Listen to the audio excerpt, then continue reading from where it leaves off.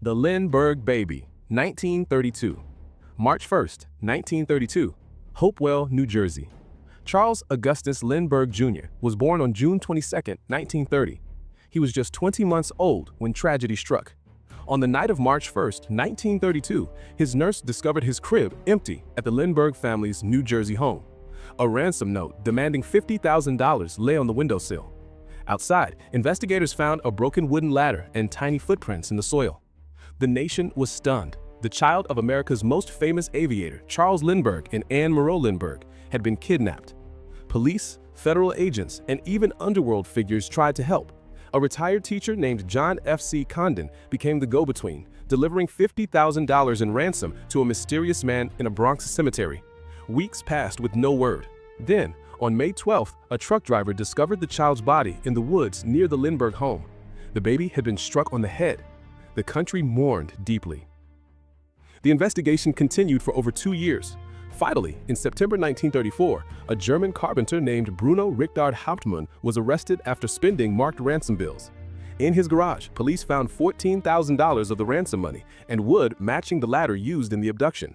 A wood expert testified that a ladder rail found at the crime scene matched a missing floorboard from Hauptmann's attic.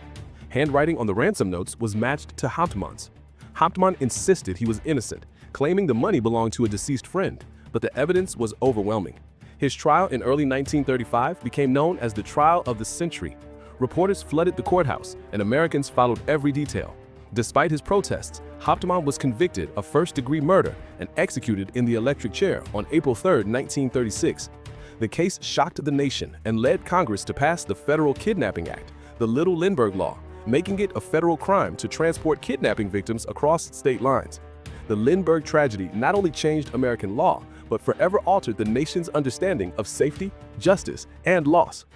Patty Hearst, 1974. February 4, 1974, Berkeley, California. Patricia Campbell Hearst was born on February 20, 1954 in San Francisco, California. She grew up surrounded by wealth and influence as the granddaughter of media tycoon William Randolph Hearst. Her childhood was privileged and she attended elite schools before enrolling at the University of California, Berkeley, where she studied art history. At just 19, she lived a quiet life with her fiancé, Stephen Weed. But everything changed on the night of February 4, 1974. That evening, armed members of a radical left-wing group called the Symbionese Liberation Army, known as the SLA, stormed her Berkeley apartment and kidnapped her. Their demand was bold: the release of 2 imprisoned members or else. When the government refused, they insisted that the Hearst family donate millions of dollars worth of food to the poor. Even after her father distributed $2 million in aid, Patricia was not freed. Weeks passed in captivity, blindfolded, tied, and threatened with death. She was locked in a closet for days. Her captors lectured her about revolution and forced her to read their political tracts. Eventually, she was given a choice: be released or join their cause. In fear, confusion, and exhaustion, she stayed. She took the name Tanya and was later seen on surveillance footage holding an M1 carbine during a bank robbery in Hibernia Bank, San Francisco on April 15, 1974. America was stunned. Hearst served as the getaway car driver for a later SLA armed robbery at Crocker National Bank. She also helped make improvised explosive devices used in failed attempts to harm police officers. 19 months later, Patricia was arrested in 1975 by FBI. Her trial divided the nation. The prosecution called her a willing criminal. The defense said she was a victim of brainwashing and abuse. In 1976, she was convicted of armed robbery and sentenced to 35 years, later reduced to 7. Her sentence was eventually commuted by President Jimmy Carter, and years later, she received a full pardon from President Bill Clinton.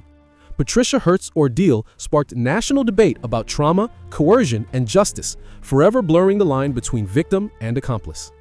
Adam Walsh, 1981. July 27, 1981. Hollywood, Florida. Adam John Walsh was born on November 14, 1974, in Hollywood, Florida. He was a bright, happy 6-year-old boy who loved to play video games and spend time with his parents, John and Reve Walsh. On July 27, 1981, a simple shopping trip changed their lives forever. That afternoon, Adam went with his mother to a Sears store inside the Hollywood Mall. While she looked at a lamp, he stayed at a video game kiosk with other children. When she returned, Adam was gone. A security guard had told the boys to leave the store after a small argument, and Adam, too shy to speak up, was mistakenly sent out alone through a different exit. Otis Toole abducted Adam from a Sears store, luring him with toys and candy into a white 1971 Cadillac. His mother searched frantically for over an hour before calling the police. 2 weeks later, on August 10th, a fisherman discovered a small severed head in a drainage canal over 100 miles away. It was Adam's. The coroner determined he had been asphyxiated and decapitated. His body was never found. The nation was horrified.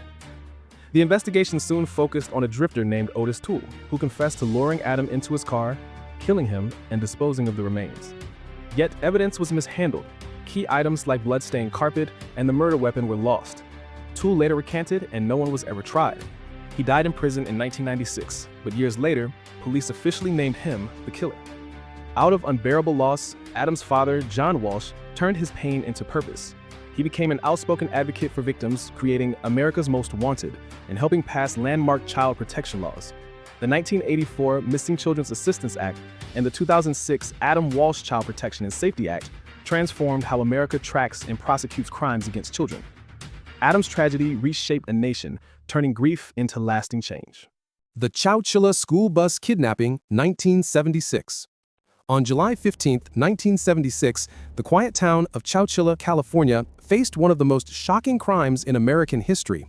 A yellow school bus carrying 26 children, ages 5 to 14, and their driver, Frank Ed Ray, was hijacked by 3 armed men wearing stockings over their faces. The children, aged 5 to 14, had spent the day swimming and laughing, completely unaware of the terror ahead. The kidnappers blocked the road with a van and forced everyone inside 2 dark, soundproofed vans. They drove for hours, finally reaching a rock quarry in Livermore. There, they led their captives down into a buried truck trailer, turned into an underground bunker stocked with food, water, and mattresses. Once inside, the men sealed the hatch with heavy metal sheets and batteries, burying the entrance. Trapped in darkness, the children cried and prayed. 16 long hours later, Ed Ray and a 14-year-old boy, Michael Marshall, managed to stack mattresses, pry open the hatch, and dig their way to freedom. As the children reunited with their families, the nation demanded answers. Investigators quickly identified the culprits, Frederick Newhall Woods IV and brothers James and Richard Schoenfeld. Despite their wealthy backgrounds, they were drowning in debt. They planned the kidnapping to demand a $5 million ransom, believing children were precious enough to guarantee payment. But before they could call in their demand, they fell asleep, only to wake and see their victims safe on the evening news. The men were caught, convicted, and sentenced to life. Their bodily harm conviction was later overturned, allowing parole. Over decades, all 3 were eventually released, Woods in 2022. The trauma endured by the victims reshaped how America viewed child safety and emotional recovery. The Chowchilla kidnapping led to new laws recognizing psychological injury as real harm and reminded the nation of both the darkness and resilience of the human spirit. Jaycee Dugard, June 10, 1991, Myers, California. On a sunny morning in June 1991, 11-year-old Jaycee Lee Dugard was walking to her school bus stop in Myers, California. She was wearing her favorite pink outfit. A gray car pulled up at 8:30 a.m. For a moment, she thought the driver needed directions, but in an instant, he used a stun gun and she was pulled into the car. Her stepfather, Carl Probin, saw it happen and chased them on his bicycle, but he couldn't stop them. Jaycee was gone. Her kidnappers were Philip Garrido, a convicted sex offender on parole for a previous kidnapping and rape, and his wife, Nancy. For 18 long years, Jaycee was held captive in a hidden backyard compound of tents and sheds behind their home in Antioch.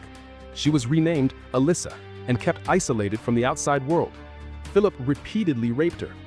In this prison, she gave birth to 2 daughters, fathered by her captor, when she was just a teenager. Then, in 2009, Philip Garrido's own strange behavior led to their downfall. In August 2009, Philip Garrido, accompanied by his daughters, visited the UC Berkeley campus to apply for a permit for a religious event. Campus police officer Allie Jacobs became suspicious of his behavior and the children's appearance.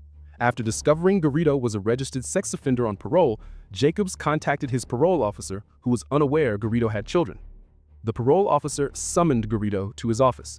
On August 26, 2009, Garrido arrived with Nancy, Jaycee, still under the name Alyssa, and their daughters. After persistent questioning, Garrido confessed to kidnapping Jaycee, who was subsequently identified through a DNA test. The Garridos were arrested. In court, the full horror emerged. Philip had manipulated Jaycee for years, claiming he was on a divine mission. In 2011, the couple pleaded guilty.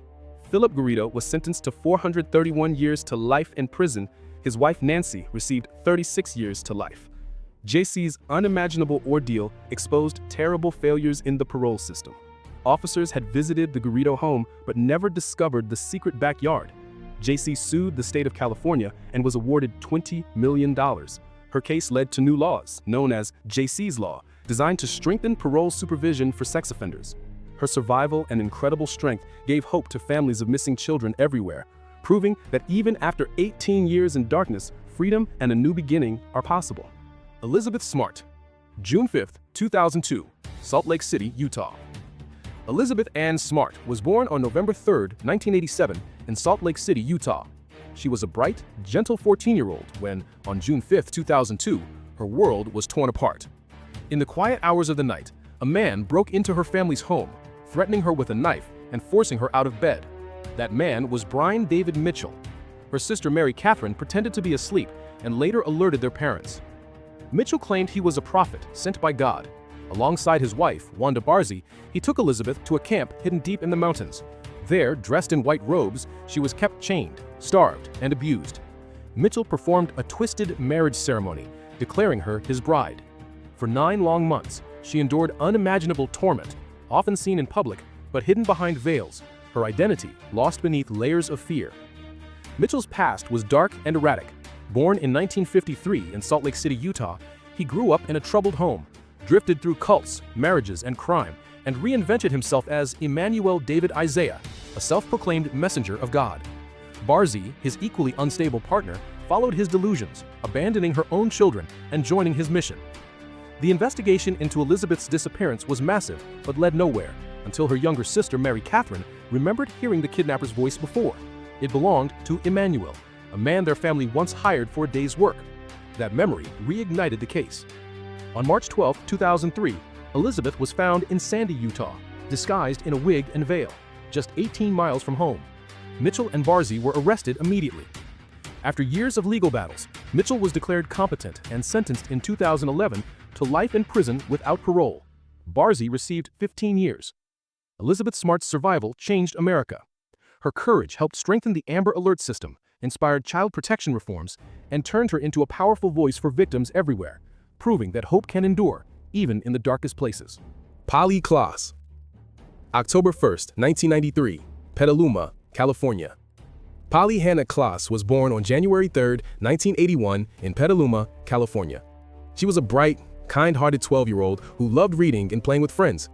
On the night of October 1, 1993, she invited 2 friends for a slumber party at her mother's home, a night that should have been filled with laughter and innocence. Around 10:30 p.m., an intoxicated man, Richard Allen Davis, broke into the house holding a knife. He tied up the 2 girls, covered their heads, and told them to count to 1,000. Then, he took Polly and disappeared into the night. A massive search began almost immediately. More than 4,000 volunteers joined police and the FBI in combing the area. For 2 long months, hope flickered as America watched. When Davis was finally arrested, he led investigators to Polly's body, buried in a shallow grave in Sonoma County. She had been strangled to death. Davis was no stranger to crime. His record included kidnapping, burglary, and assault. In 1996, after a long trial, he was convicted of first-degree murder and 4 special charges: robbery, burglary, kidnapping, and attempted lewd acts on a child. The jury sentenced him to death. During sentencing, Davis mocked Polly's family, raising his middle fingers toward the courtroom camera, his cruelty shocking the nation. He remains on death row. The tragedy moved the country. Actress Winona Ryder, a native of Petaluma, offered a $200,000 reward during the search and later dedicated her film, Little Women, to Polly's memory. In her honor, Polly's father, Mark Klaas, created the Polly Klaas Foundation to help missing children and their families. Her case also fueled major legislative change: the passing of California's 3 Strikes Law in 1994, aimed at keeping repeat offenders behind bars. Polly Klaas's story became a heartbreaking symbol of innocence lost and a catalyst for justice across America. Stephen Stainer. December 4th, 1972, Merced, California. On December 4th, 1972, 7-year-old Steven Stainer was walking home from school in Merced, California. He was approached by a man who tricked him into getting into a car. The driver was Kenneth Parnell, a convicted child molester. Steven was taken to a remote cabin, and his nightmare began. Parnell told the young boy a cruel lie. He said Steven's parents didn't want him anymore and had given him away.